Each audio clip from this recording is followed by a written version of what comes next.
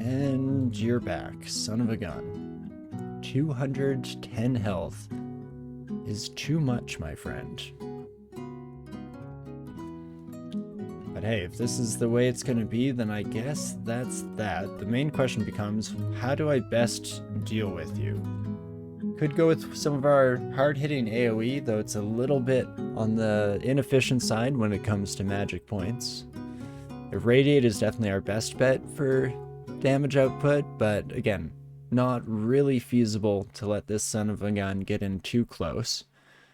So we could drink Brilliance. That will hopefully ensure that even though we're slightly lacking in said magic points at the moment, that we get through this fight in one piece. In fact, if I haste up as well, and then let's start by placing down Fulminant Prison there, and this can just do a nice amount of preliminary damage to our surfing pal. And unfortunately, this Convoker is going to be calling in a bunch of friends here right away, and that was not part of our original calculations. So, does that change anything? We've Norris down to half, so leaves us in a little bit of a sunk cost fallacy kind of situation where it feels bad to back out of this, especially when we've been using some potions just to get to this point in the fight. But maybe that's not the end of the world. Laying down enough poison here to get a decent number of these sons of guns dead in the initial onslaught. There we go. And that looks to have just about cleared the way for us. So did not end up being too much of a problem at the end of the day there. Let's get that mouse cursor out of there, because that is a little bit of a problem. Fortunately not for our character, but definitely for my own sanity, and I'm sure many viewers out there as well. But not too bad. We were able to take care of Norris, which I was hesitant about, or at least had a bit of unsureness about me, so that it was wonderful. Ooh, and a hand cannon if we so desire. Unfortunately, I do not believe we do, but nice to know our options are open. We could always pivot to that if we so desired. Let's take care of these last couple of stragglers. And again, I feel like for sure we should have already have cleared most of this floor, seeing as how we did run into a random Malevolence Mark trap, and we also dealt with Norris, who originally was on a different part of the level. So again, hopefully that's a good indicator that we're just about through the thick of things for the moment here. And I'm curious, do you all have a leader? Is this a Saint Roca type of situation, or not so much? Does not seem to be the case, but was ready to be surprised there at the end, especially, again, after I'd already spent an absurd amount of our magic points, so probably too little too late if they had shown up, and we would have been stuck into another trepidatious period, but fortunately does not end up being the case here at the moment. And once again, being toxic makes for a better video game experience. Exactly. Suddenly the go-to mentality of so many gamers in the world makes a lot more sense when you see the true power of just radiating your toxic energy throughout the entirety of the dungeon here. One could take all the wrong lessons from the game, unfortunately. Though I guess a big part of how much of a problem toxicity is dependent on where it is pointed, because a lot of people are kind of toxic to themselves, or I guess hypercritical about video game performance. And while that's not something that I really subscribe to for myself, if it's not hurting anyone, that's fine. It's when it starts to be toxic towards other folks that start to get a little bit more up in arms about the whole thing. But okie dokie, we're down to Vaults 3 now. Just scooting our way through the area here so far. Not too bad whatsoever. Also, kind of check in. Necromancy did already hit the 10 skill, which does finally confirm we had a suspicion last time around that the failure rate on Kiku's abilities was going to scale off of Necromancy training. Turns out that is indeed the case, so how about that? Something to, I guess, keep in mind for us is that we do have access to Torment. So maybe the next time we come across someone like, say, Norris, who we just took care of, I mean, chunking down that first half of their health in one fell swoop probably is a pretty swell idea. So try to keep that, again, just on the back of our brain here. Polar Vortex already coming down to 34%, so that should actually be castable fairly soon here. And I guess we could learn Vile Clutch. 6% is still a little bit too much for a spell that would be used with a decent amount of frequency, like Vile Clutch. But at least something to think about. Of course, the flip side of that is that we will have to forget some of our existing spells. I mean, Magic Dart and Searing Ray are pretty safe to get rid of. We could theoretically also say no to Freezing Cloud for the moment here. That will give us a whole 5 spell levels back. Because yeah, I think it's about time we start making some tough calls, because pretty much every spell other than Searing Ray and Magic Dart, I don't really want to get rid of. Guess we don't technically have to. We could just train a bit more spell casting, with the side added benefit of that bringing all of our spells casting rates into a slightly more comfortable position as well.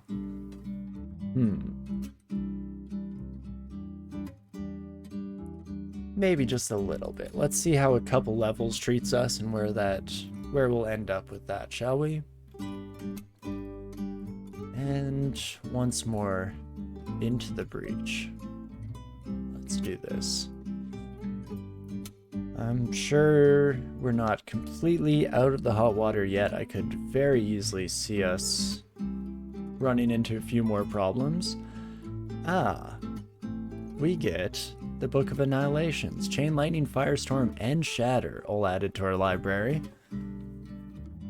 That potentially changes things. I mean, Firestorm is Conjurations and Fire.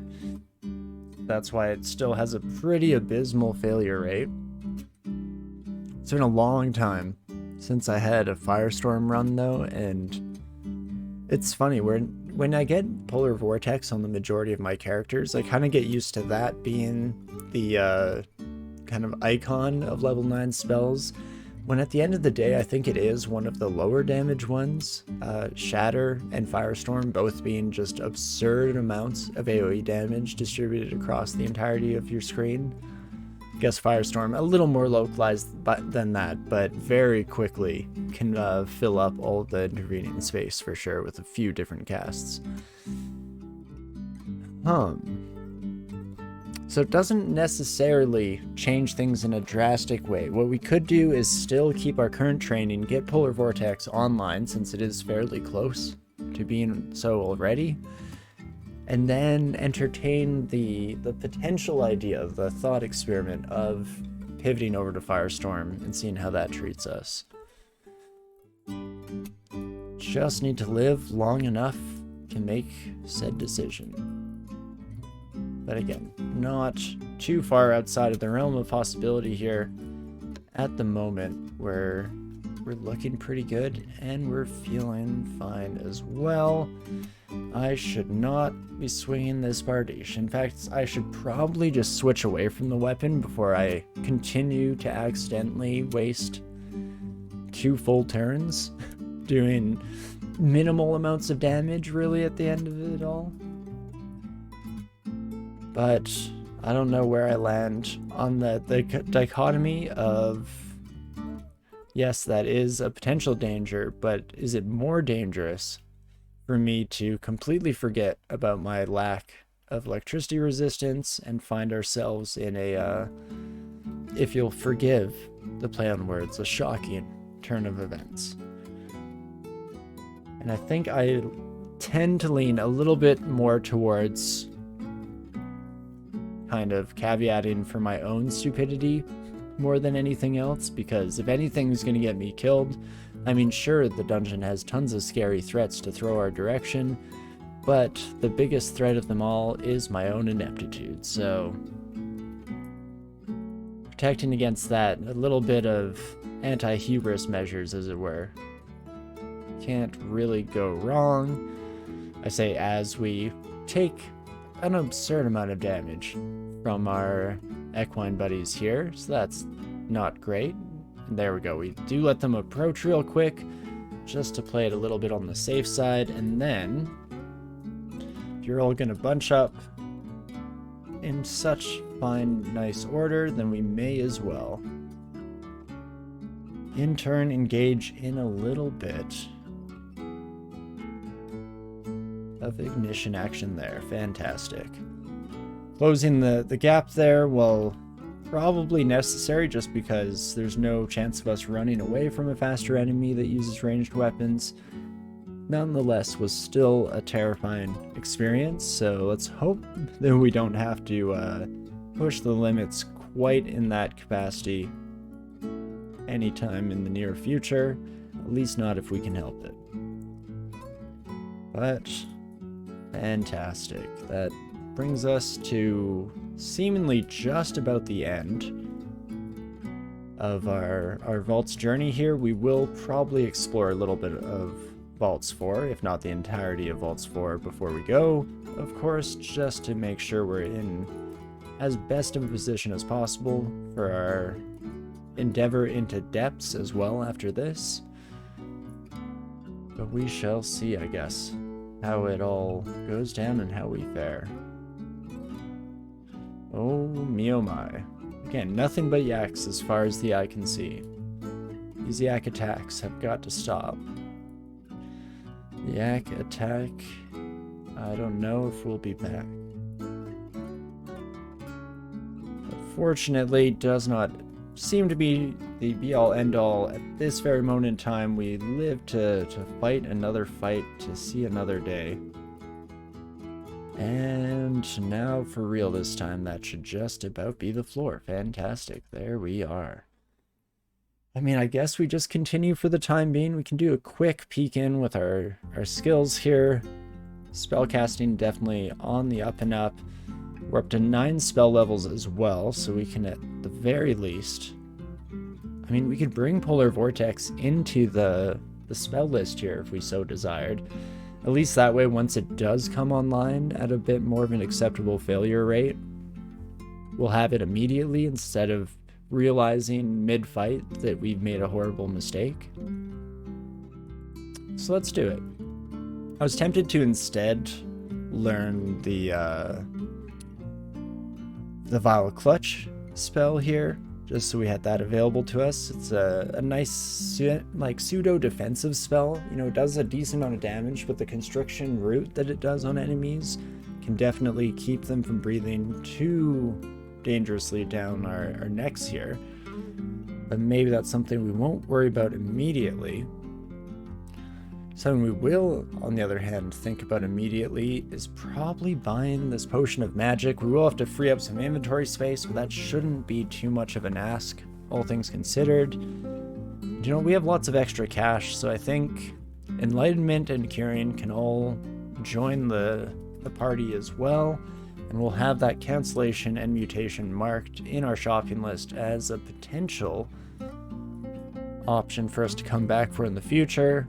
And what do I have to drop? I guess Potions of Berserk Rage, pretty much guaranteed we will not be touching those unless something has gone drastically wrong. So that seems like a very, very safe bet to just say goodbye to for the moment here. And oh geez. These yaks, again, not fooling around, so we will just use Fridge to try and take care of them as quickly as possible. How quickly this roller coaster run goes from smooth sailing, just steamrolling our way through every available enemy, to, oh gosh, half our health bar is gone in one turn. Panic. But hey, I guess that's the life of a deep elf at the end of the day. No ifs, ands, or buts about it. And now that is why we love Ignition. Once again here, another beautiful example of just what the spell is capable of. Gotta love it. And formless jellyfish, I mean, maybe I just bridge you, seeing as how I don't really know how else to affect you. You were not too phased by poison. But hey, that seems to have done the trick for the moment here. And that is fantastic. So I guess at about this point in the run is where we might want to start asking ourselves, where are we planning to go for our third route? Because I definitely think we have a lot of options at our disposal. Again, we have been very, very lucky with the selection of spells that we've been given. And so that gives us a decent amount of recourse.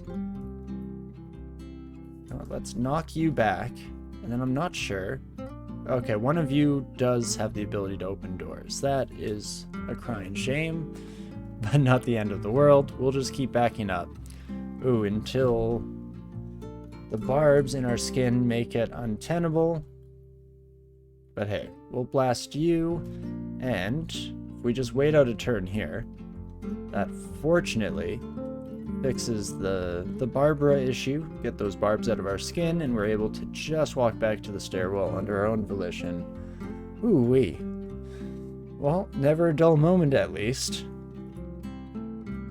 You know, speaking of the anti-hubris maneuvers as we were just a few moments ago, I feel like near-death experiences, again, also serve a similar purpose, where as long as we can continually see that, it definitely keeps us from growing too overconfident here, which is probably at the end of the day a good thing. As long as none of them are fully lethal and no fatalities come to pass, then we should be in a pretty happy spot.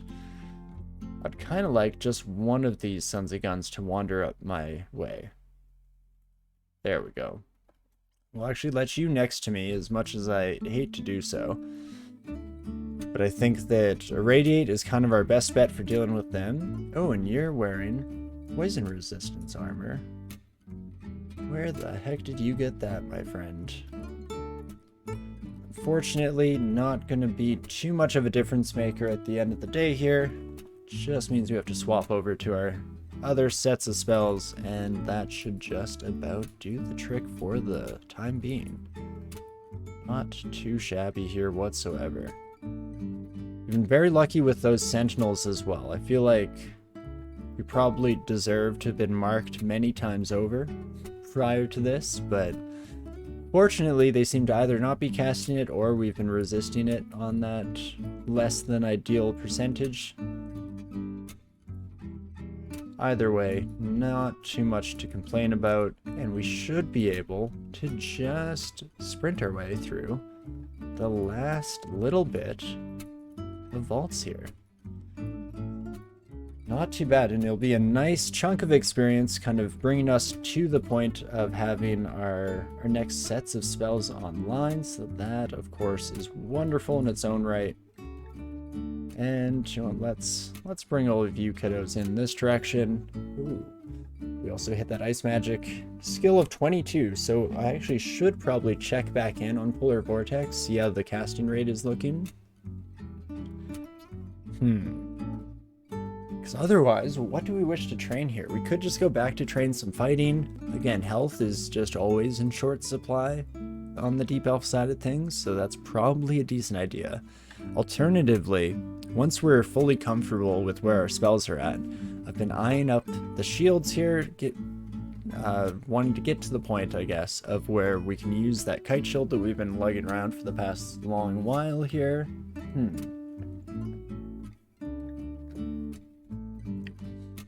Just because we have to assign something here, I think we'll assign Evo and let that put all of the leftover experience that direction. And then, right, not there, but here's where we can check in on Polar Vortex at 16%. not quite going to cut it, so we're gonna have to train at least a little bit more. Ice magic, so we'll get that queued up here.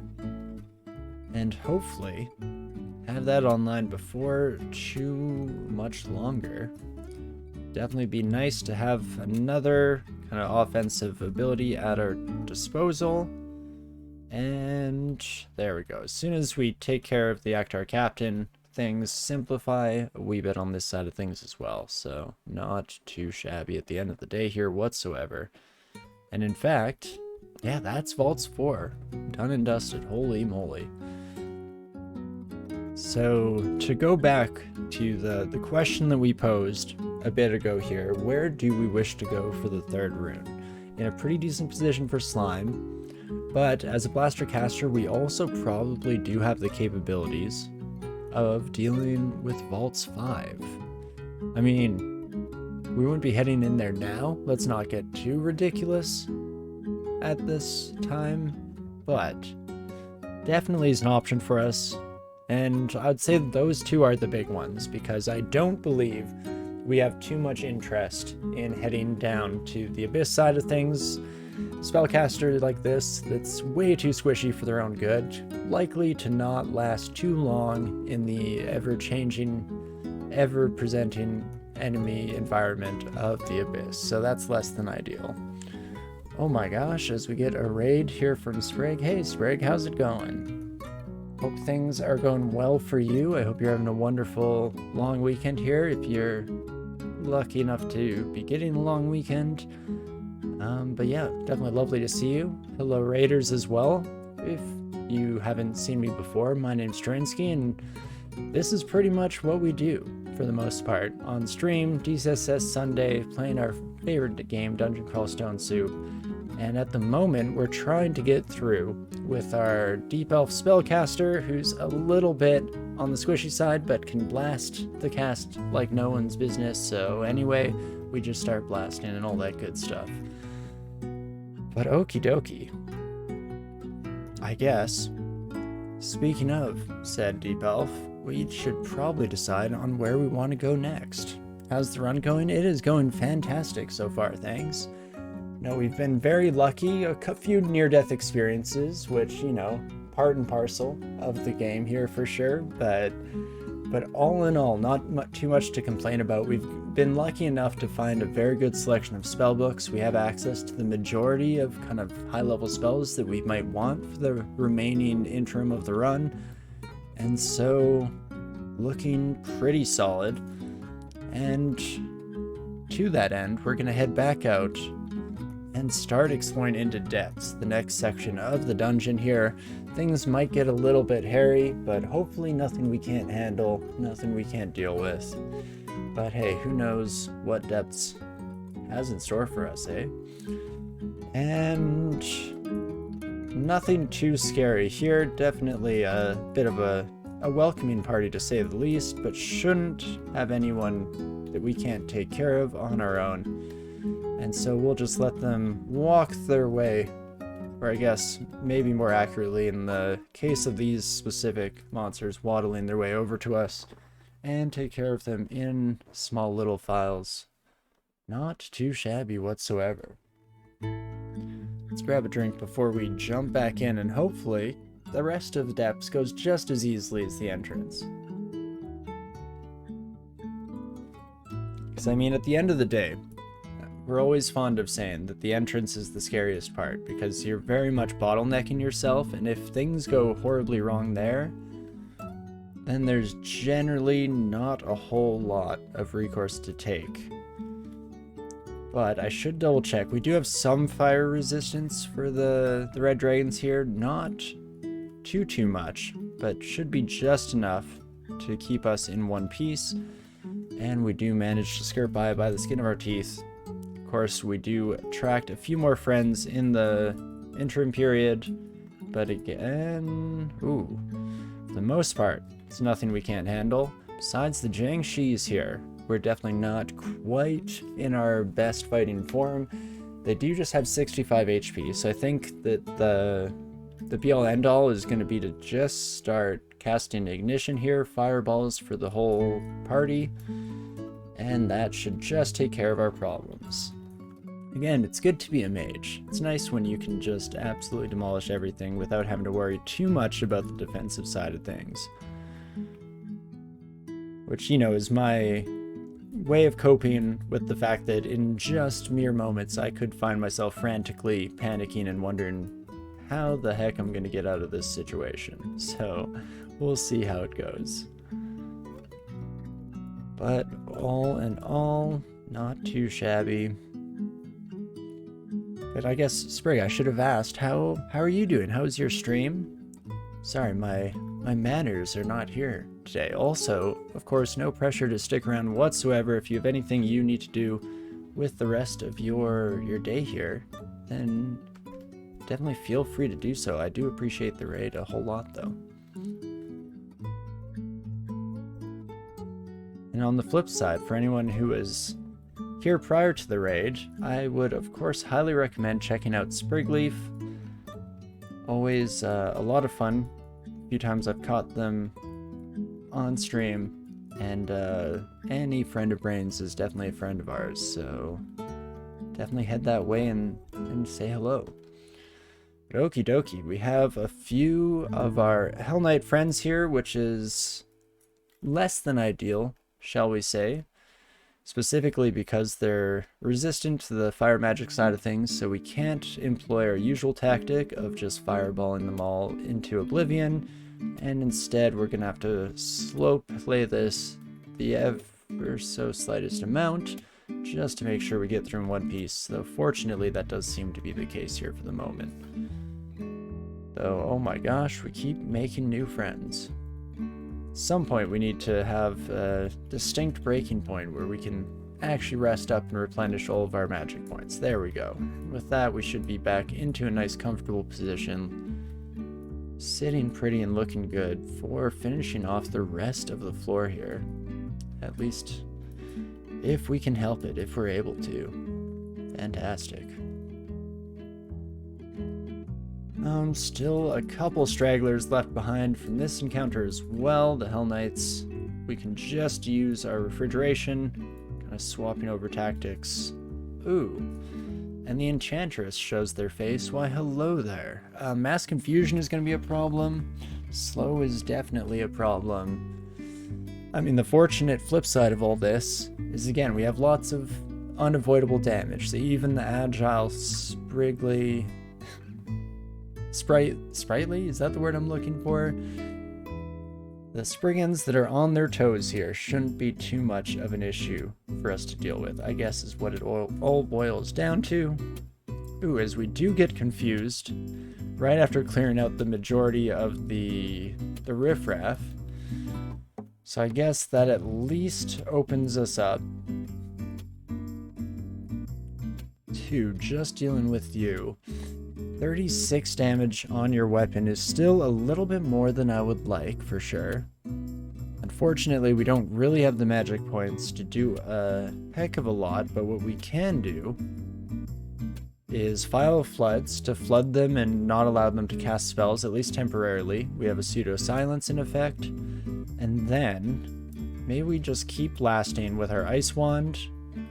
Again, it's another great source of completely unavoidable damage, and so it is always a nice and effective method for taking care of our favorite Spriggan Enchantress friend there. But we'll walk away from our final troll buddy here, at least making it to the stairwell in case we need to beat an expeditious retreat. Though it seems like we at the very least should be able to finish off this encounter, so that is fantastic. And so let's head back and let's check out some of the drops we got. Specifically, Fairy Dragon Scale is always nice. This would finally give us some actual armor class to back up our character. I guess we lose our fire resistance that we're currently being provided by this robe. That might not be the end of the world. In fact, if we change things up a wee bit here, I want to start training some shield skill, And once that's online, then we can at least switch over to this buckler fire resistance, and then still kind of cover all of our bases as best we can. I think that that might be our best bet for the moment here. We'll just clear up some inventory space so we can grab those sons of guns and lug them around for the foreseeable future here. See how it all goes. Again, I don't have the greatest single target damage, so I feel like anytime something's far away and they are resistant to poison, we find ourselves in a little bit of an interesting conundrum.